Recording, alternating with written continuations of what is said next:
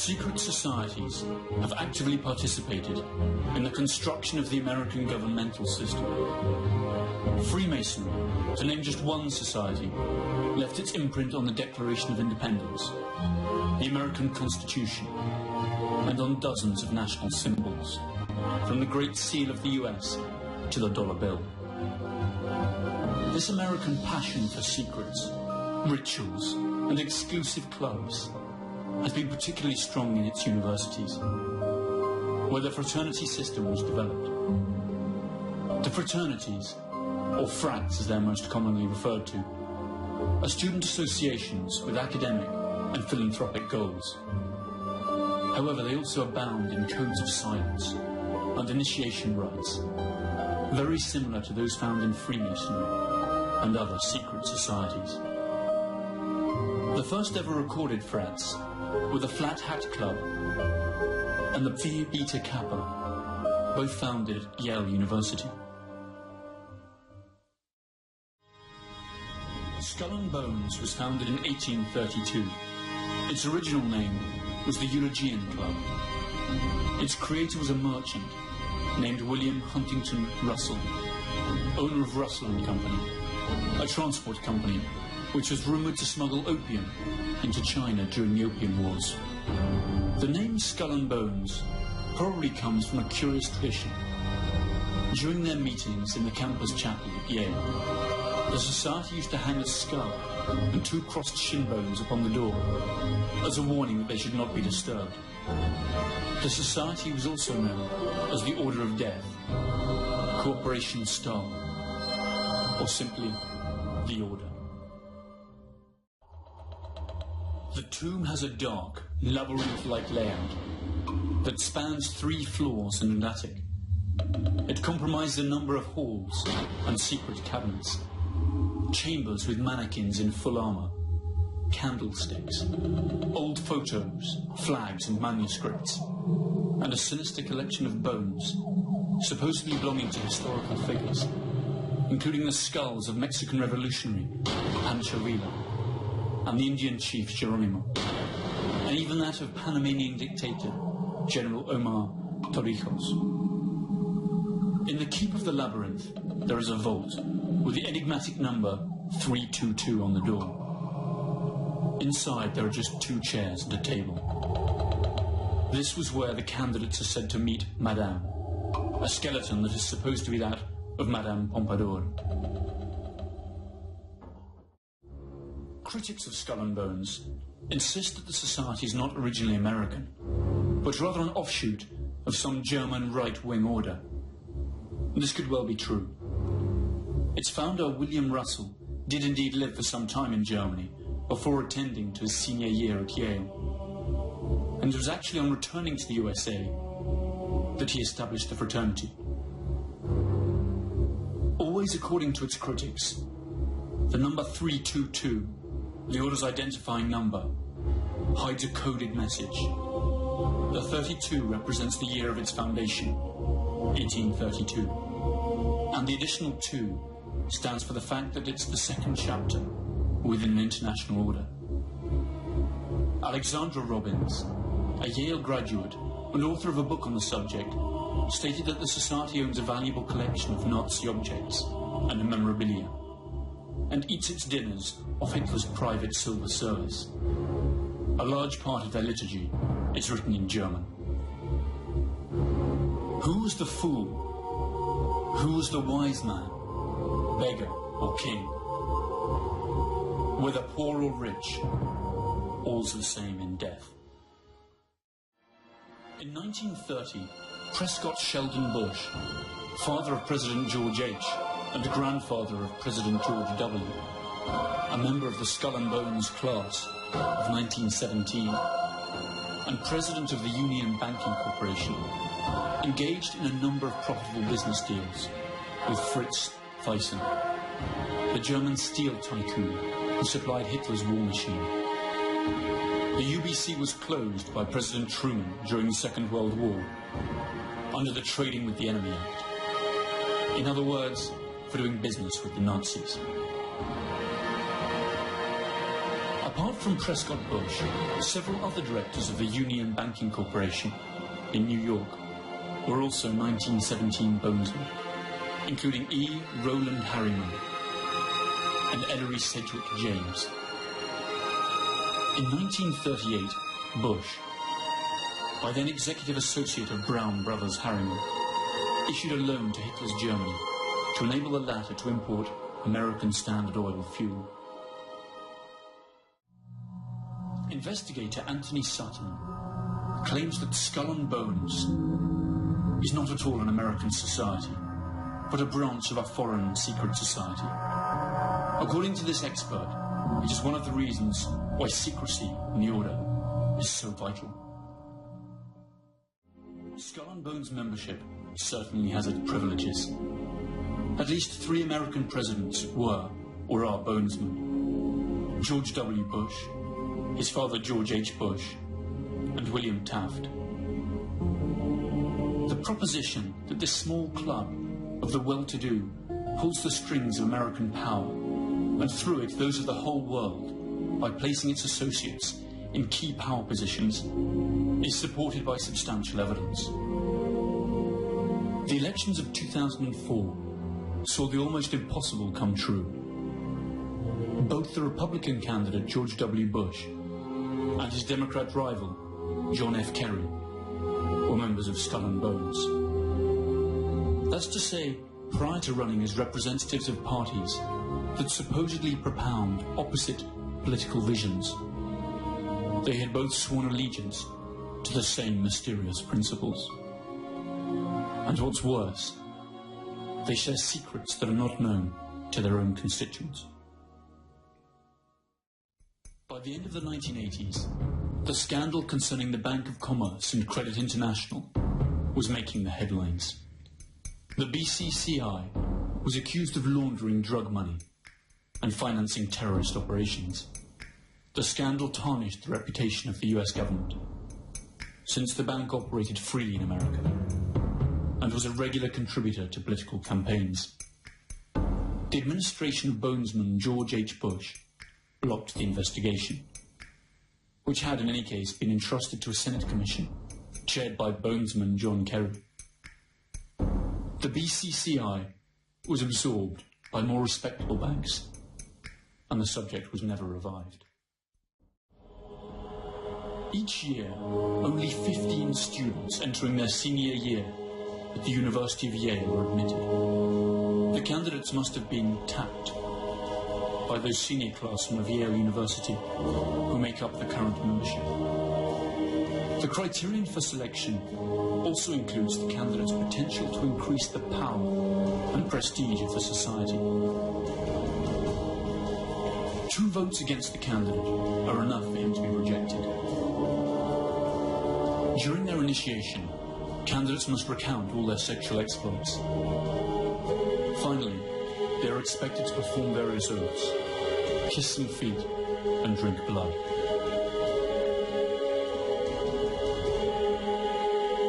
They then have to lie naked in a coffin, and, after masturbating in full view of the others, swear to never reveal their membership of the Order. The candidates are then introduced to their future companions, who wear masks for the occasion. Uncle Toby, the Knights, the Small Devil, Don Quixote, and the Pope. Their ceremony ends with a grand party that lasts for hours. The government of the world's only superpower is packed with bonesmen. George W. Bush named 11 bonesman officials in his first government. Add to this various senators, congressmen, and chief justices, directors of the CIA, the Federal Reserve, and directors of banks such as J.P. Morgan Chase and Morgan Stanley Dean Witter. The American media is little different. Among others, Time and Newsweek magazines, in theory competitors, were both founded by bonesmen. The oldest and most influential families also belong to this select club. Bush, Bundy, Harriman, Phelps, Rockefeller, Taft, Whitney, all of them have undergone the odd ritual of initiation. All have spilled their darkest secrets. All have been ritually humiliated in front of their peers, and all of them owe loyalty to the order. It is estimated that there are some 800 bonesmen alive today, around half of them active and in key positions in the American economy and political establishment. Skull and Bones has seen its power grow steadily since its foundation in 1832. In spite of its alleged early links to drug trafficking and Nazism, most of its known members are respectable, influential politicians and businessmen. But Skull and Bones is not the only secret society whose influence reaches the highest ranks of power. There are more. The Council of Foreign Relations was founded during the First World War, when a university fraternity presented President Woodrow Wilson with a set of proposals that detailed options to reinforce world democracy when Kaiser Wilhelm II was eventually defeated. The proposals were backed by Colonel Edward Mandell House, advisor to President Wilson. Wilson presented the project to Congress in January 1918, where it was approved, and the CFR was officially founded in 1921. Its first sponsors were members of the most powerful families in the US: Rockefeller, Mellon, Harriman, Schiff, Kuhn, Lowe, and Carnegie. It was also backed by important foreign citizens, including multi-millionaire South African colonizer Sir Cecil Rhodes, and European bankers Warburg and Rothschild.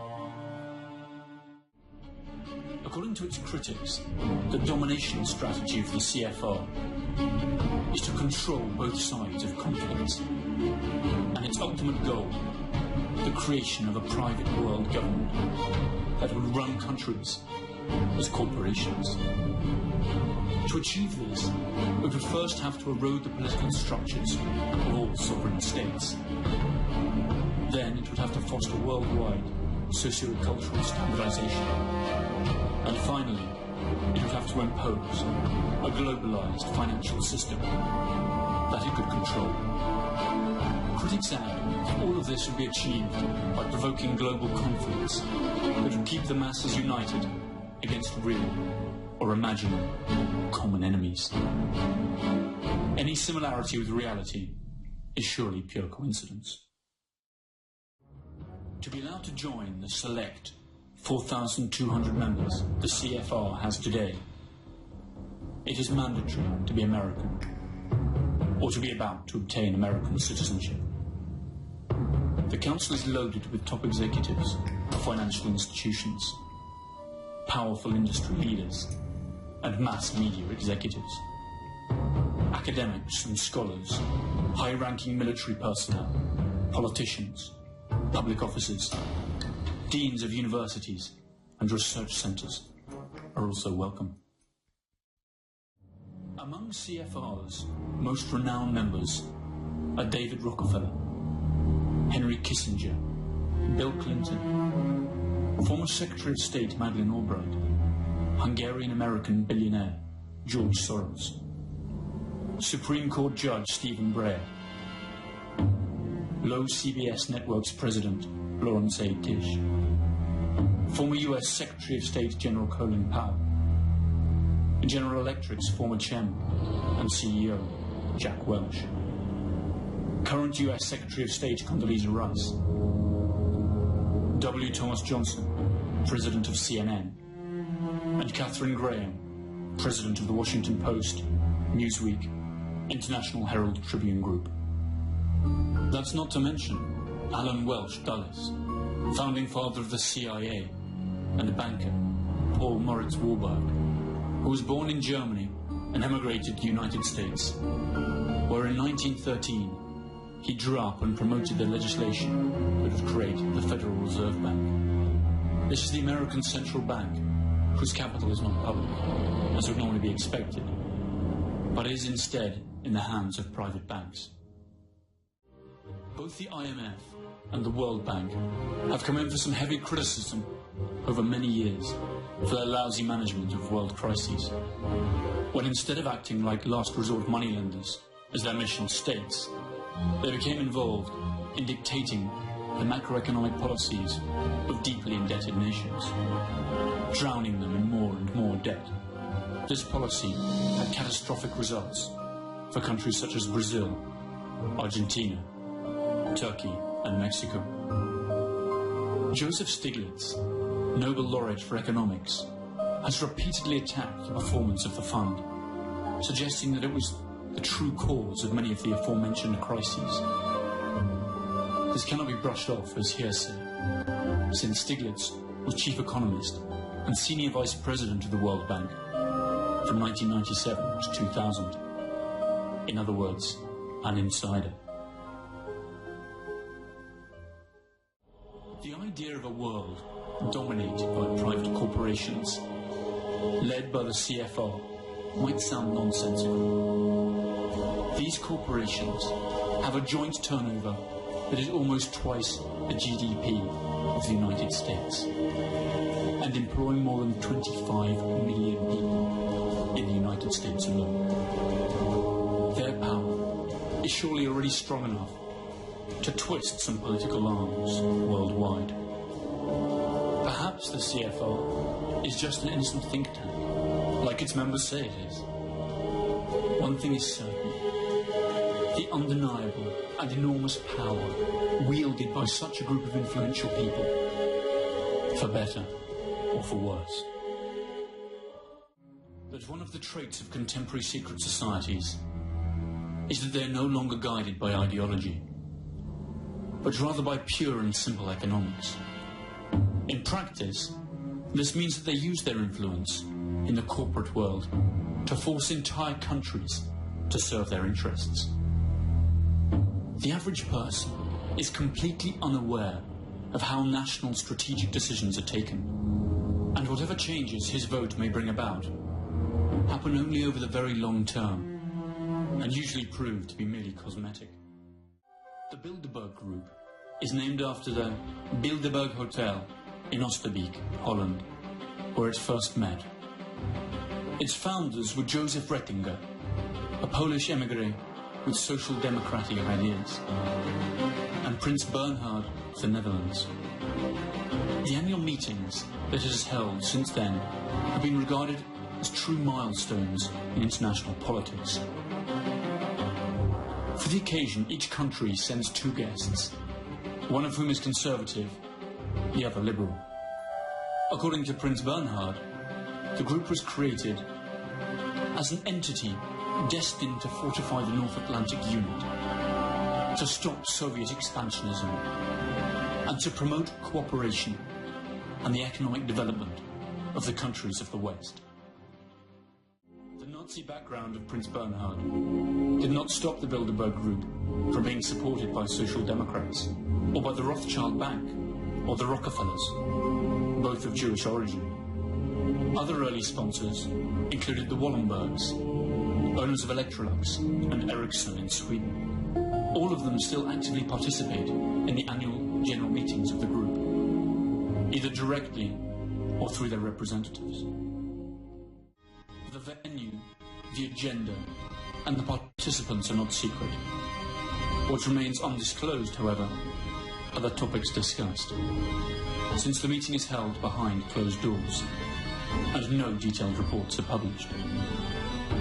The conference takes place during a weekend in May, and lasts 3 full days, usually a few weeks before the G8's annual meeting. A fleet of black limousines drives the guests to a luxury hotel or palace of choice. Security is tight and includes members of the attending country's secret services.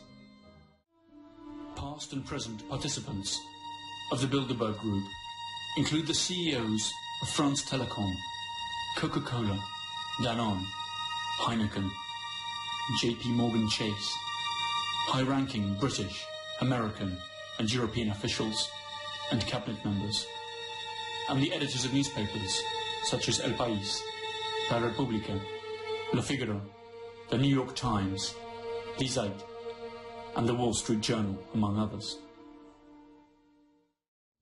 The most popular Bilderberg conspiracy theory states that the group is a test lab for policies and decisions that countries and powerful corporations will later implement. According to this theory, the guests exchange their views on the proposals made by the most powerful countries. Thus, it is possible to predict how these countries will react in real life and fine-tune the ensuing courses of action. In defense of the group, their most recent organizer, Viscount Etienne d'Avignon, has been clear. I don't think that we are a global ruling class, because I don't think a global ruling class exists, he said. I simply think that it's people who have influence, interested in speaking to other people who have influence. And he added, when people say, this is a secret government of the world, I say that if we were a secret government of the world, we should be bloody ashamed of ourselves. The items on the Bilderberg agenda vary very little from meeting to meeting. The state of the world analysis, discussions on security in the West, debates on economic and political trends in the developed countries, as well as discussions on nuclear energy, and lately, biotechnology. Other famous guests at the group's meetings have included Giovanni Agnelli, then president of Italy's Fiat auto giant, and Henry Kissinger. Bill Clinton, Tony Blair, and Angela Merkel attended before assuming public office, as did Kofi Annan, the former Secretary General of the UN. Annan was married to Raoul Wallenberg's niece. Wallenberg, as we stated before, is the patriarch of the powerful Swedish family that has supported the group from its very beginning. Other participants have included Henry Ford II, George Pompidou, Helmut Schmidt, and Baron Edmund de Rothschild, together with the father of the American atomic bomb, J. Robert Oppenheimer.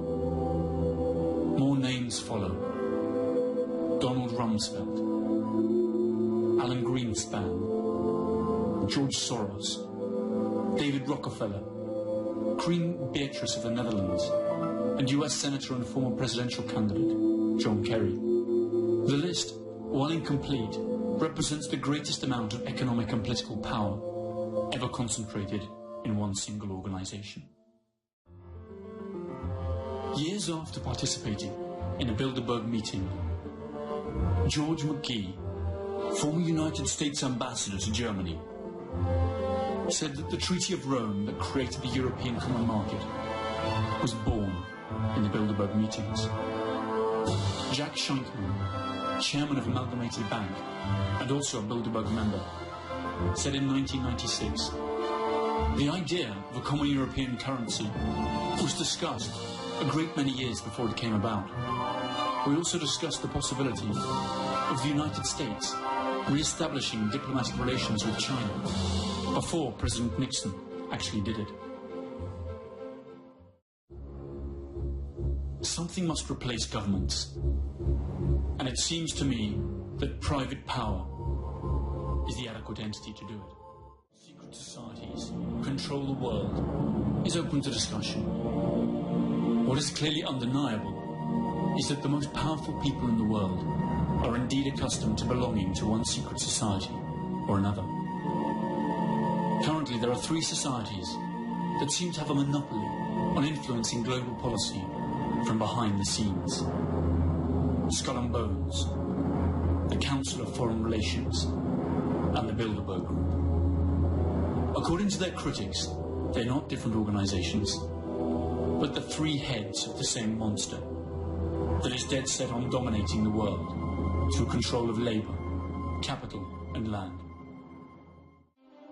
In 1973, David Rockefeller, also a member of the CFR, requested that his fellow Bilderberg members include Japanese representatives in the group, but the idea was turned down.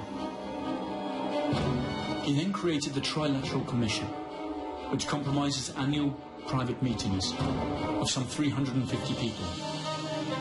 Again, top businessmen and corporation executives, media moguls, politicians, and non-governmental organizations. But this time, including the Japanese. The idea was to create a trilogue involving Asia, America and Europe. US President Jimmy Carter was present at several of its meetings. What the Trilateral is really up to is the creation of a world economic power, exceeding the political government of the nations involved.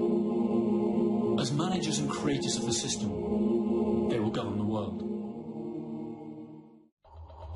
During the 1980 presidential campaign, Ronald Reagan attacked Jimmy Carter by saying that there were 19 trilateralists, including Carter himself, in the administration. Reagan pledged that if he were elected president, he would not stop until he had exposed all of the secrets of the Trilateral Commission. But when Reagan finally became president, he included in his government 28 members of the CFR, 10 Bilderbergers, and at least 10 trilateralists. His vice president was none other than trilateralist George H. Bush. If we follow the course of history, since the Industrial Revolution, we will see a fascinating sequence of events unfolding that seem to prove the conspiracy theory, or at least provide major arguments for it. First, the ever-increasing concentration of cash and other resources in a few private hands, such as banks and gigantic multinational corporations. Corporations whose revenues are equivalent to the GDPs of entire countries, and whose mere survival demands more and more profits year after year, no matter the social cost. Second, the creation of public multilateral control organizations that are actually nothing but the public arm of powerful private interests. These organizations include the American Federal Reserve, the World Bank, and the IMF.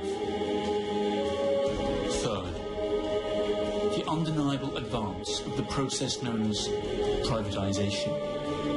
That is, taking non-renewable natural resources, communication infrastructures, heavy industries, as well as defense, health, and banking systems, out of the hands of the people and delivering them into the clutches of profit-hungry private corporations.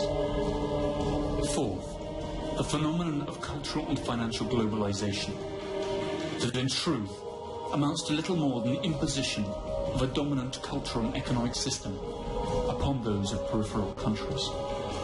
Fifth, the creation of worldwide conflicts and stereotypical enemies to manipulate public opinion and destroy any possibility of discussion or dissent, leading to the actual loss of many of the most elementary democratic rights. The US Patriot Act of 2001 is a good example of this.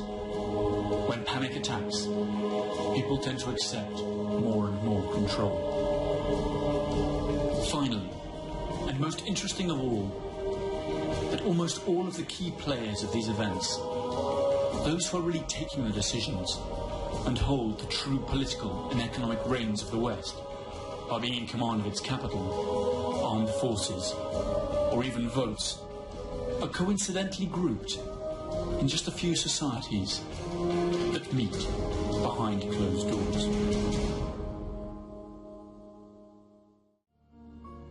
Perhaps that is what President George H. Bush was talking about when, after the Gulf War in 1991, he spoke of a new world order. What is at stake is more than one small country.